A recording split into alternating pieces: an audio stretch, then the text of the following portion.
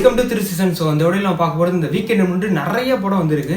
And போன வீக்கில் நிறைய படம் வந்துருந்துச்சு. ஸோ மொத்தமாக கவர் பண்ணு தான் நினைக்கிறேன். நான் கொஞ்சம் கொஞ்சமாக கவர் பண்ணிட்டு இருக்கேன். ஸோ இப்போ வந்து ஒரு 3 படத்தை உங்களுக்கு சொல்ல போகிறேன். ஸோ இந்த 3 படம் எப்படி இருக்குது, பார்க்கலாமா வேணாமா அப்படின்றத பார்த்துருவோம். ஃபர்ஸ்ட் படம் வந்து நம்ம தமிழ் சினிமாவில் வந்து ஒரு சூப்பரான படம் கூட சொல்லலாம். இந்த படத்தில் கதை என்னன்னு பார்த்தாக்க நம்ம ஹீரோ எப்படியே கஷ்டப்பட்டு ஒரு வீடை வாங்கிடுறாரு. கல்யாணம் பண்ணிட்டு சந்தோஷமா நான் வீட்டில் போய் வாழலாம் அப்படின்னு நினைக்கும் போது தான் அந்த வீட்டில் சில அமானுஷமான விஷயம்லாம் நடக்குது. இதுக்கப்புறம் என்னாச்சுன்னா படத்தோட கதை. படத்தோட பேர் ஹவுஸ்மேட்ஸ் வந்து ஜி5 ஸ்ட்ரீம் ஆகிட்டு இருக்கு. இந்த படத்தோட கான்செப்ட் தமிழ் சினிமாவுக்கு ஒரு புது கான்செப்ட்னே சொல்லலாம். ஆனால் அந்த புது கான்செப்டை எக்ஸிக்யூட் பண்ண விதமாக சூப்பராக பண்ணியிருந்தாங்க. முக்கியமாக அந்த படத்தில் காமெடி எலமெண்ட்டாக இருக்கட்டும், எமோஷன்ஸ் எல்லாமே சூப்பராக இருக்கட்டும் இருந்துச்சு. முக்கியமாக காமெடி எலமெண்ட்லாம் சில இடங்களில் பங்கமாகவே இருந்துச்சு.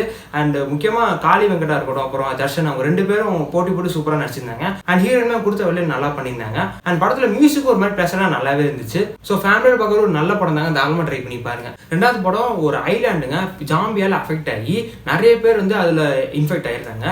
அதுல இருந்து தப்பிச்சு வந்தவங்க ஒரு ஐலாண்டில் இப்போ இருக்காங்க.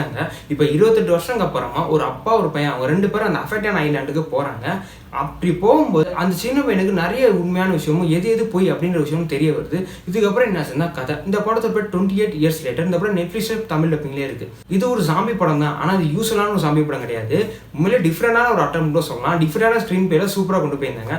முக்கியமாக இந்த படத்தோட மேக்கிங் நம்மளை மேரில் வச்சிருச்சு. ஏன்னா படத்தோட லொகேஷனாக இருக்கட்டும், ஃபுல் அண்ட் ஃபுல் காடு மலை அந்த மாதிரி ஷூட் பண்ணியிருப்பாங்க. அண்ட் முக்கியமாக சொல்றாங்க காடு மலை ஷூட் பண்ணது அவ்வளோ சாதாரண விஷயம் இல்லை. உண்மையிலே இந்த படத்தில் ரியல் லொகேஷனே சூப்பராக ஷூட் பண்ணியிருந்தாங்க. வேற லெவலில் இருந்துச்சு. மேக்கிங் விஷயம் படம் மேரில் வச்சிருச்சு. முக்கியமாக சொல்லி ஆகணும்னா அந்த படத்தில் விஷுவல்ஸ் கொஞ்சம் கொடூரமாக தான் இருக்கும். ஸோ அது உங்களுக்கு ஓகேன்னு பார்த்துங்க. அண்ட் 18+ ட்ரை பண்ணுறது பெட்டர். அண்ட் ஏன்னா சில சீன்ஸ் கொஞ்சம் ஓப்பனாகவே காமிச்சிருப்பாங்க. ஓவரால் ஒரு நல்ல படம் தான். ஆனால் என்னென்னா படம் ரொம்ப பொறுமையாக இருக்கும். ஃப்ரீயாக இருந்தால் ட்ரை பண்ணி பாருங்க. 3வது படம் நம்ம ஹீரோட அண்ணன் வந்து சின்ன வயசுலேயே காணாமல் போயிடுறாரு. அதனால இவர் ஹீரோ வந்து ரொம்ப மன உடச்சலுக்கு ஆளாயிறாரு. அதனாலேயே இவர் நிறைய தப்பெல்லாம் பண்ணுறாரு. ஜெயிலுக்கெல்லாம் போகிற அளவுக்கு இவர் காயிருது. ஸோ இப்போ அவங்க அப்பா வந்து நிறைய இடங்களில் பேசி இவர் ஒரு ஹோமுக்கு ஒரு இன்சார்ஜ் அனுப்பி வைப்போம், வேலை செய்யறவரை அனுப்பி வைப்போம் அப்படின்னு இவர் அனுப்பி வைக்கிறாரு அந்த ஹோமுக்கு. அந்த ஹோமுக்கு இவர் போனதுக்கப்புறம் நடக்கிற விஷயம் தான் அந்த படத்தோட கதை. படத்தோட பேர் த ஹோம். இந்த படம் அமேசான் பிரைம் தமிழ் டப்பிங்லேயே இருக்கு. இந்த படத்தில் சில ஹாரர் மொமெண்ட், த்ரில்லர் மொமெண்ட்லாம் கொஞ்சம் ட்ரை பண்ணியிருப்பாங்க. அதெல்லாம் சில இடங்களும் நல்லா ஒரு படம் இருந்துச்சு, சில இடத்துல கொஞ்சம் பக்குன்னு மாதிரி தான் இருந்துச்சு. ஆனால் இந்த படம் வந்து டூரேஷனே 1.5 மணி நேரம் தான். ஆனால் ஃபர்ஸ்ட் 1 மணி நேரம் வந்து ரொம்ப ஸ்லோவாக போகும், ரொம்ப பொறுமையாக கதையை கொண்டு போயிருப்பாங்க. இல்லை நிறைய விஷயம் நம்மளுக்கு புரியாது. ஏன் இதை நடக்குது, ஏன் இப்படிலாம் பண்ணுறாங்க அப்படின்ற மாதிரி உங்களுக்கு ஒன்றுமே புரியாத மாதிரி கூட இருக்கும். அண்ட் என்னடா அது அப்படின்ற மாதிரி கூட இருக்கும். ஆனால் கடைசி 2 மணி நேரம் அதுக்கு அப்படியே ஆப்போசிட்டாக விறுவிறுனா இன்ட்ரெஸ்டிங்காக சூப்பராக கொண்டு போயிருப்பாங்க. அண்ட் அதில் ஏற்கனவே நான் சொன்ன புரியாத விஷயம் அது எல்லாத்துக்குமே இதில் பதில் சூப்பராக சொல்லியிருப்பாங்க.